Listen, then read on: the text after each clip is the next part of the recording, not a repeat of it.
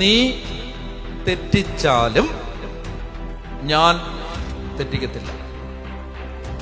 നിനക്കിനി എന്തെങ്കിലും ഒരു പോരായ്മ വന്നാലും ഇത് നിറവേറും.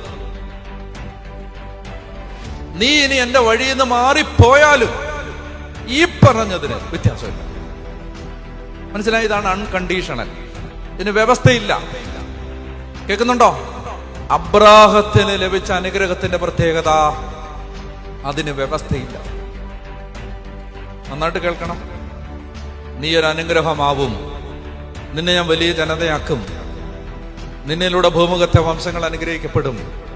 ഇത് അബ്രാഹത്തിനും അവന്റെ സന്തതികൾക്കും വ്യവസ്ഥകളില്ലാതെ ദൈവം കൊടുത്ത അനുഗ്രഹമാണ്. അതുകൊണ്ടാണ് ഇന്നും കേരളത്തിന്റെ അത്രയും പോലും വലിപ്പമില്ലാത്ത ഇസ്രായേൽ എന്ന ഒരു രാജ്യം ലോക രാജ്യങ്ങളോട് ഒറ്റയ്ക്ക് പോരടിച്ച് നേരെ തലനിവർത്തി നിൽക്കുന്നത് ഈ അനുഗ്രഹം അവർക്ക് ദൈവം കൊടുത്തത് കൊണ്ടാണ്.